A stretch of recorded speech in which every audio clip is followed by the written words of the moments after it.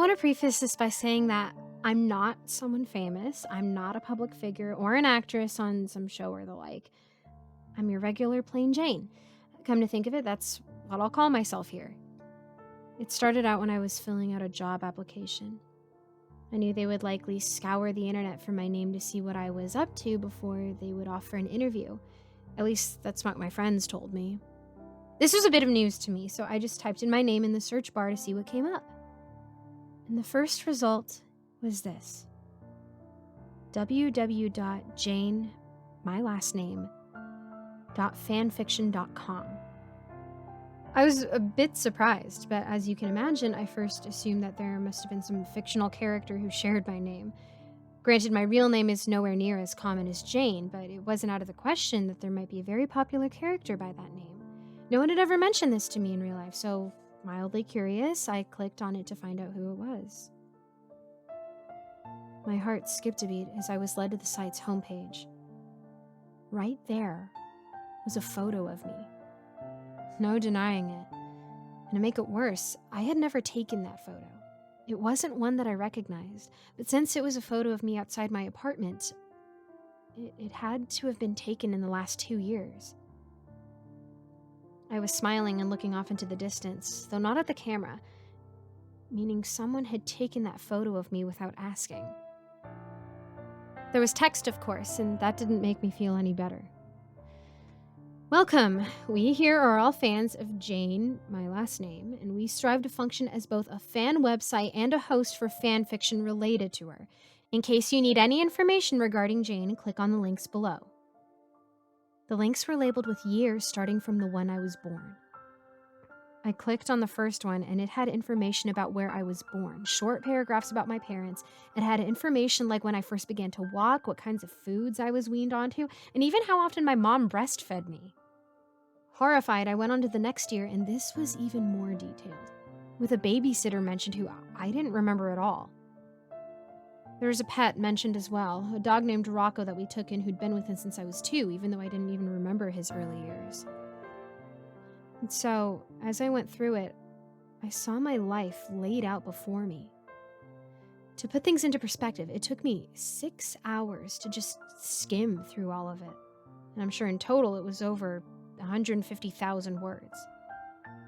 And that wasn't all. There were links to other things like Jane's friends and Jane's family, which had less extensive but still very detailed things about my friends and family. Heck, some of them were things that I didn't even know.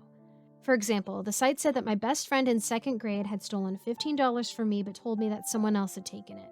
The website noted that she was never found out, though. I strained my memory, and a part of that incident came back to me.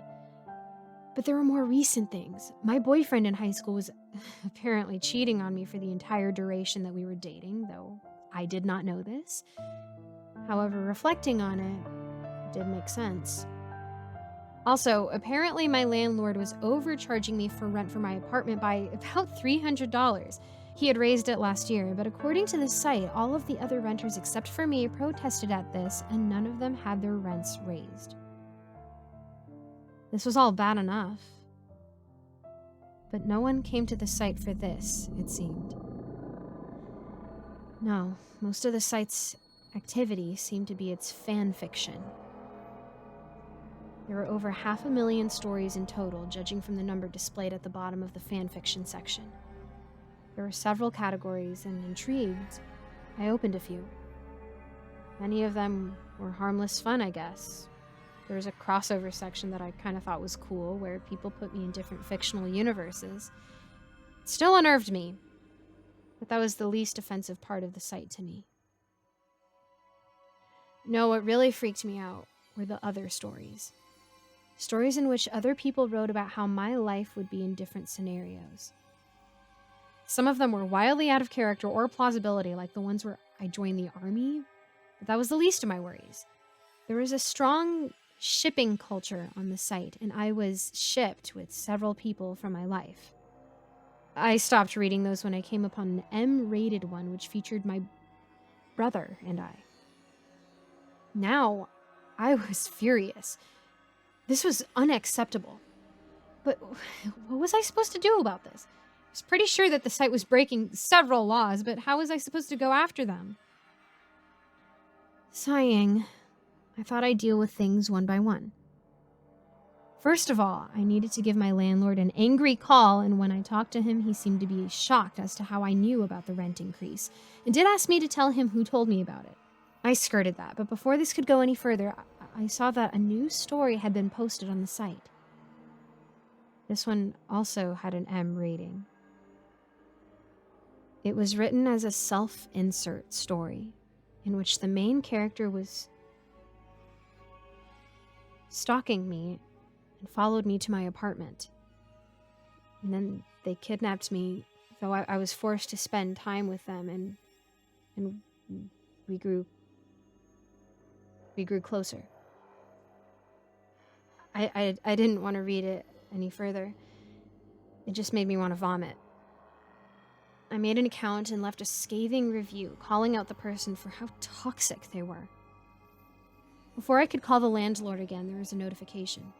I had received a private message from the author. "You dumb expletive.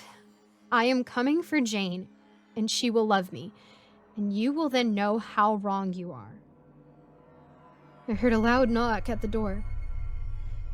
I wasn't dumb to open it, of course, but I could see through the front camera that there was someone standing outside. Just like in the story, though, they had their arms behind them. I wouldn't normally consider this to be abnormal, but in the story, their hands were holding a wrench. "Open up," they called out. "I lost my dog. Could you help me a little?" The same line from the story. I called the police, but they said they're going to take some time to get here. They're getting more aggressive outside my door, and sadly, I don't have any weapons in my apartment. Stupid site mentioned that as well. I really hope the cops get here soon. The person left, but I have a feeling that they're just looking for something to help break down the door.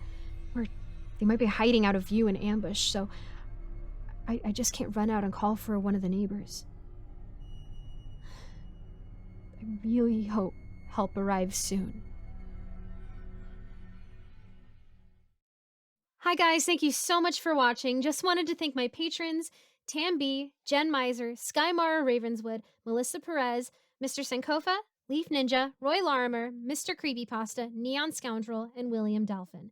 If you'd like to become a patron, join my Discord, or see my other social media, check out the links in the description below. Also, let me know how I can be praying for you. Thanks again, and I'll see you guys in the next video.